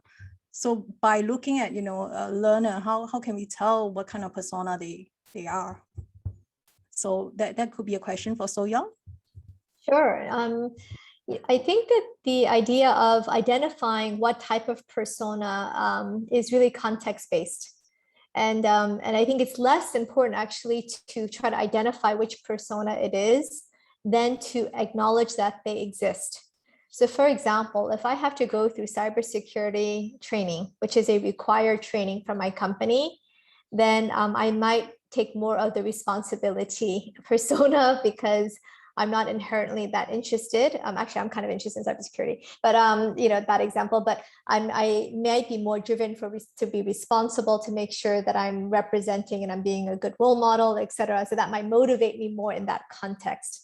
But if I'm learning about kind of the environment and oceans, so 2 nights ago during dinner, I went through a program on, you know, Gnowbe on plastics and how to prevent plastics by a company called Ignite in Los Angeles. That one, I was more curious. So the motivation there was a learner persona in that context. So each of us can have different kind of personas depending on the context of our learning. And so I think we are agile, we're different because we're very contextual. Is it required? Is it not required? Am I there by choice? Am I there because my boss made me come? So all of those things obviously will play a role in the psyche, the psychology, and the level of openness of the modern learner. So I think as a trainer, I think the question is, what do we do? I think we recognize and acknowledge that not everyone in there is excited to be there as a learner. So we need to find different tools and techniques to motivate them. So for example, gamification, rewards, recognition, a little bit of competition. So these are different kind of techniques than as the facilitator you would use virtually as well. And we designed that into Gnowbe, a technology platform, but face-to-face as well. You would design these interventions in the way that you run the virtual or in-person program so that you have something for everyone. So I think the whole point of the learner conversation is to recognize and design intentionally for everyone and not just for yourself, because there's a bias that you tend to design and train the way that you like to learn. And so that's really more to raise the unconscious bias we have as trainers. So building on the idea of, you know, having something for every learner, there's a question here on what's your take on learners who prefer individual work rather than group projects? So group projects are, you know, quite a very common methodology that we use in a face-to-face training class or, you know, online synchronous learning class. So group work is seen as noise and disturbance and not helpful input. So are such learners' options limited to the question flew away. Are such learners' options limited to learning on demand, bite-sized learning, etc., that do not require group work? So I'm going to challenge that myth. In fact, I'm going to challenge it with the very first program that we designed in Gnowbe, which was a design thinking course. So Design Thinking 101. For those of you who want to learn the basics, the first course I ever Gnowbified was I took a 3-day face-to-face experiential program. And then I Gnowbified it into a 20-session Gnowbe program. And I give you a project to do. In that project, you have to go find a user. You have to design an ideal office drink for your colleague or your friend. You have to do ethnograph. So I give you a project, and every day I give you little actions to do. And then in those actions, you report back in the app on everything that you've done. At the end of it, you end up ideating and prototyping and creating a new drink. You know, for your colleague or friend. So it's untrue that you can't use digital learning for project-based work. In fact, that was, the reason why, one of the reasons why Gnowbe was created. But it's called Design Thinking 101. The Leading Others program is also very experiential and very action-oriented. And so the idea that you cannot use traditional MOOCs. So MOOCs were not designed that way. I agree. But the MPPG way is absolutely designed for this kind of project-based or self-directed. So the question around, you know, individual preferences, it really depends on the content. If you're learning History 101, there's not a lot of experiential, unless you literally go into virtual reality where you're going back into history to play the role of one of the characters. It doesn't lend itself necessarily to experiential project-based learning. So, but if you're learning strategic thinking, right, or if you're learning critical decision-making skills, or some of these softer skills, the 4 C's we talked about, you cannot learn those things in a very knowledge-based way. So it again goes back to context. What are you trying to learn? Based on that, there are ways to learning that. Even tying a shoelace, right? Or riding a bike. You can watch 100 videos on riding a bike, and you will never learn how to ride a bike. You have to just get on the bike, fall a few times, scrape your knees, and then you learn how to ride a bike. So again, it depends on what is it that we're trying to learn. And then the methodology of learning should be then adapted to what you're trying to learn. I think oftentimes we have this mindset that there's a certain way of learning. Classroom 1 to 40, that's the way you learn, or it's all group-based, or it's all this. It doesn't exist. Humans are way too complex, and we're way too sophisticated to have one methodology for learning. Exactly. We have to be mindful of the fact that learning has evolved, and we have to evolve, and so that our learners we can help our learners learn better. Thank you for that answer. So I think we have a question from Mr. Danny Chin as well, and this might be better answered by Santhi. So how can an institution help their students to develop a growth mindset? So yeah, just when I thought I was going to sit back, relax, and listen to the experts. Thanks for setting me up on that one. I don't think Danny wants me to speak about this. Actually, I think it's directed more at Patricia and Dawn. It's to set up the growth mindset, at least from our perspective, practically, is first starting by providing people with options. So people are more willing to engage if they know that they're not being forced into a situation or compelled into an environment where I have no choice but to do. This goes back to So-Young's example of cybersecurity training, right? Which a lot of us are doing. So I think that the first thing to do is to provide choice. Imagine Haagen-Dazs, right? Go there with the 32 flavors of ice cream or whatever numbers they have now, right? And think about giving them not just options about what they want to learn, but more importantly, options about how they want to learn it.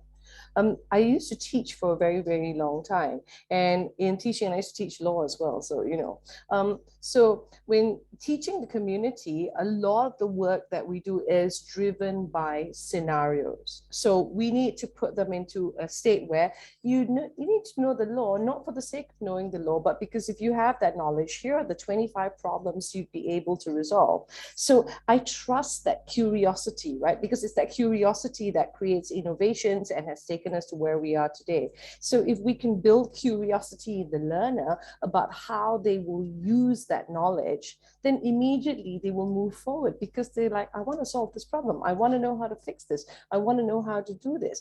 And incidentally, they get better, smarter, more knowledgeable. So that mustn't be the primary goal. The primary goal must be to incite the curiosity, to incite their problem-solving fixer spirit, which all of us have, I think.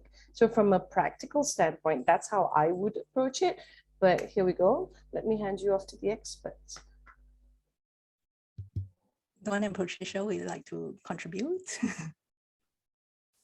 Yeah, I can go. Actually, I think Santhi's management team has already done a very, very good job. The research, where the research is at now, is that we are trying to, or at least not we, right, along with Carol Dweck and Dr. Patricia's lab, we're trying to imbue organizations with the growth mindset. And you might ask, how can you do something like this, right? And it starts at many different levels. It starts with the management, starts with the educators, and then it starts with the learner. So I think Santhi already gave a very good overview of this. And we talk about feedback systems, right? An organization is about systems, and if the feedback systems point towards allowing for failure and motivating effort, then that's the right system for a growth mindset. The growth mindset, we notice, become the most pronounced when people face challenges. So in challenge, do people avoid failure or do they move forward? And you always have failure, right? And the growth mindset promotes you to sort of rectify the problem and try to continue to develop yourself and move forward. And if an organization can support that, then that is an organization imbued with the growth mindset. Right? And of course, there are many different manifestations of how you can do something like that. But you need to understand that the underlying principle is that when you face with a challenge, don't run away from it. And how can you develop yourself to come and meet the challenge? Yeah. And perhaps to personalize that further, we have a question on, could you give us an example of how you personally have been developing your growth on strategic mindset?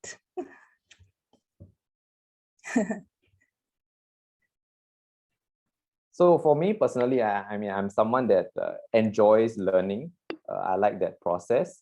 But I'm not always that way. You know, sometimes there may come across things where I find challenging and I can't find the motivation to want to do it, right? And sometimes you might need a little bit of persistence to move forward from that. But sometimes, you know, I mean, I'm a growth mindset researcher, right? And so these things are very salient in my mind. And sometimes I ask myself these questions, right? So am I learning effectively? So, you know, maybe I'm feeling that this is challenging because I'm not tackling it with the right strategies. So how can I tackle it better? How can I be more creative? Can I gamify the way that I'm learning? Right? Maybe I will just stick it through for another 15 minutes and I'll go get a snack.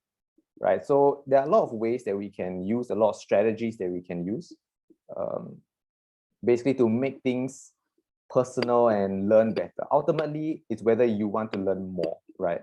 And that's the goal. That's why you started learning in the first place. And yeah, that's how we can sort of personalize our own growth mindset.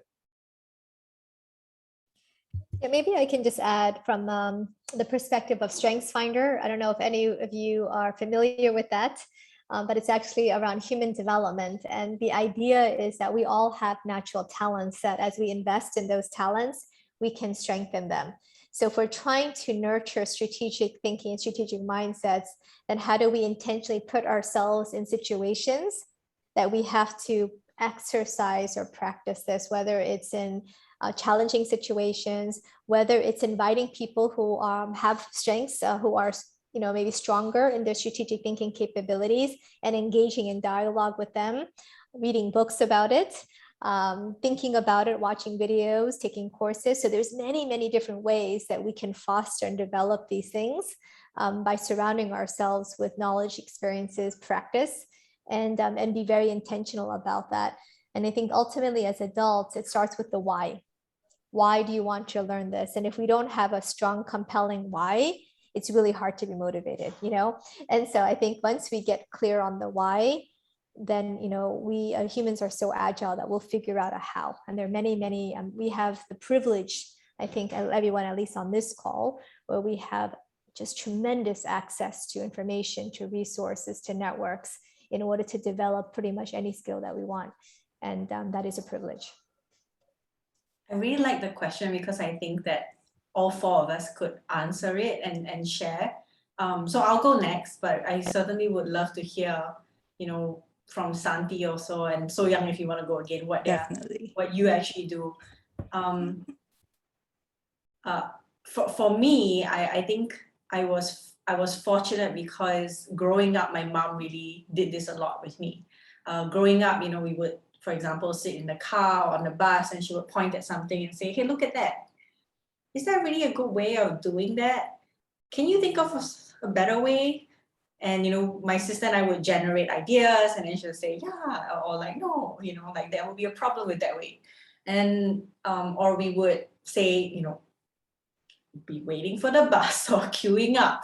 And she would always say, hey, you know, look at this system. Like, do you think this is really the best way of getting people to wait? Or do you think this is the best way of organizing things? And then my sister and I would generate what we thought could be better ways or other ways. So I think I was fortunate, you know, as a child to get that kind of parenting. And so I do it really, really habitually nowadays.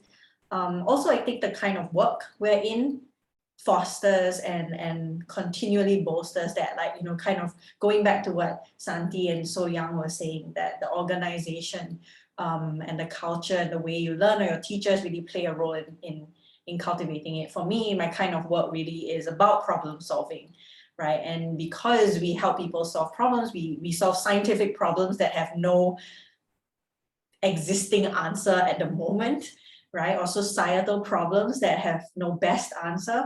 We constantly have to challenge ourselves, like, can we think of a better way? Can we find a better way of understanding the social problem, looking at it differently, analyzing it differently, providing a solution that's not so straightforward, or has long-term consequences, even though it might have short-term benefits. So that's my take on it. And maybe on to Santhi. Oh, wow. After listening to you, and I should have taken parenting skills notes from your mom. I mean, I have 3 kids and I brought them up to be very driven and these kinds of things. But yeah, oh, that's pretty out of this world. Good base, I think, to where you are now. So for me, let me say this perhaps in 2 perspectives. One, I'm afraid to fail, right? So let's get to the baseline. So I'm afraid to fail. I think all of us inherently have this fear of failure. So then the question is, what do you have to do not to fail? So I'm not your straight A student. I think if you look at me at school and even in my early days at uni, you'd be looking at me and thinking, and what the hell is she gonna do with her life, right? But then here's what happened. I had teachers who changed my life. I had teachers who, because of them imbuing this sense of curiosity and purpose and doing that praise and that love and sharing, these are people institutionally who impacted on who I became. So to all the teachers in this space, I say, all it takes is you know, because you can make that fundamental difference. And that's why I started this journey as a teacher, because it was my way of thanking all those people who had changed my life and wanting to move it, share it forward, right? So that fear of failure was then fixed in some way, if I can use that word, because of the confidence, the faith, the support that you receive. So I realized that me wanting to teach, or me wanting to build a platform, or many platforms if possible, for people to learn, is driven by the fact that I don't ever want someone to feel inadequate or incapable or limited in who they are or what they can do. So that actually, I think, if I could summarize it, that's the essence of what drives me personally, you know. Yeah, there you go. Wow. Personal story. I never would Wonderful. have guessed that, Santhi. Like, you are so amazing and such, like, so sharp and so pioneering, growth mindset. Like, it's yeah, it's so interesting like that. I never would have guessed that about your background, like straight A student. Like, No, none of that, you know. And I remember that when I was in like secondary school, my dad would say to me, so we have to marry you off to the next bloke that comes along, for heaven's sake, you know. I'm like, no. So thank God that didn't happen, but yeah. but it's interesting to so I wasn't also a straight A student. Like, I was okay, but I've never been very academic as well. So it's so interesting. I think part of, you know, this growth or learning mindset was watching my father, now my late father. He started to reinvent himself in his 40s. So he went back to school after being an entrepreneur in his 40s. And I remember watching him, because English is not his first language. So he's in the US studying, and with all of these 20-year-old, 19-year-old, 20-year-old American kids where English is their first language. And he had recorded, back in the day, tape recorders, and he tape recorded all the lectures. And until midnight, I'd go into his room at midnight and he would be listening to the lectures over and over and over again. And I was watching him, and here is this 40-something-year-old man with 4 kids. I'm gonna probably cry, but and he's literally doing this. And I remember thinking, like, what are you doing, Dad? Right? And he said, I'm learning, I'm studying. And I said, and then to me as a native English speaker, it's so easy. I just have to sit in the lecture and half pay attention and I'll get it. Meanwhile, because it wasn't his first language, he had to go through it 3 times into midnight. he graduated like top of his class. And and then he went off and got his PhD, like probably late 40s. By the time he got that, he must have been 50. I don't even remember now because I was young. And then, watching him continue to learn and continue to foster.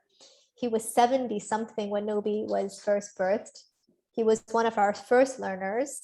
He had an older phone, which I didn't even realize until later, but he was on a 3G, and he was literally going through the entire Gnowbe program step by step, every action by every action. And what's so interesting is that someone had posted about senior learners. Senior learners are probably the most motivated learners that you'll find. What they need is patience. And what we needed to teach him was how to flip, how to swipe, how to find the buttons around taking a selfie. It's nothing to do with learning itself. It's how to use a smartphone. So they need some help in learning how to use their smartphones properly. My mother still thinks the smartphone is broken, right? So you still have to teach her, like, turn this button, that's so flipping the camera. So once you teach them that, then they are amazing.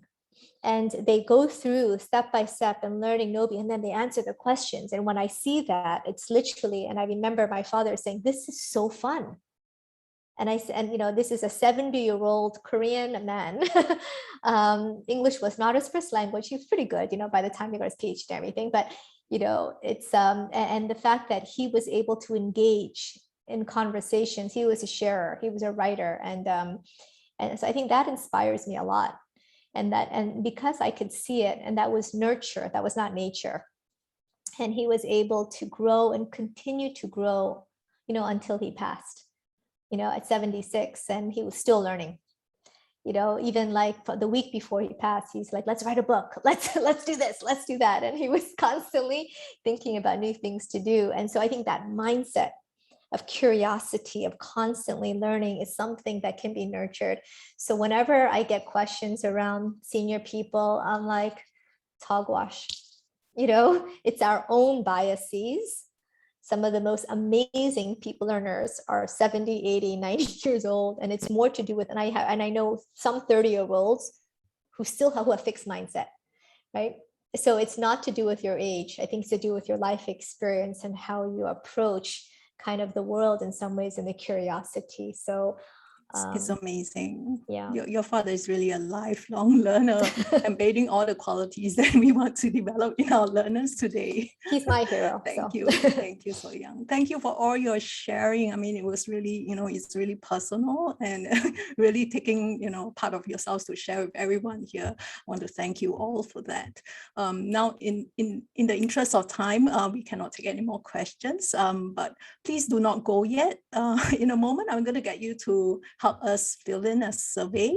But we also want to actually reach out to our training partners and enterprises here, because we have a very interesting innovDev capability development initiative. So if you can see at the slides here, if you are looking at transforming your courses into quality blended courses, this is the time that you can take advantage of this initiative.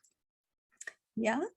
Okay, so we want to also teach you how to fish. So this is the model is that consultants will be assigned to your training organization or your enterprise, and take your curriculum development staff through a course transformation process. Okay, and the grant covers about 35 consultancy hours for 2 course transformations. So it's a very good initiative.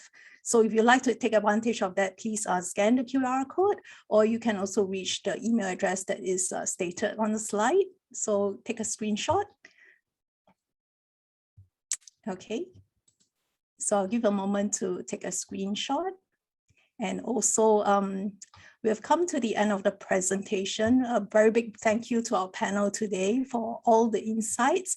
I think you started something that really cannot be stopped. We couldn't finish answering all the questions, but if you want to reach out to the panel, please do write to them. If they have left their email addresses in the chat, please do tap on their expertise, and we look forward to hearing more about the research on growth and also strategic mindsets. Okay, so there is a survey link, or you can scan the QR code right now to give us some feedback on how we can improve further innovLogues.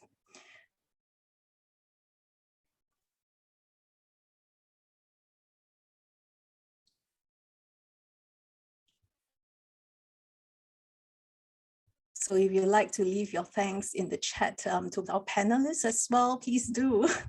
We enjoyed having you.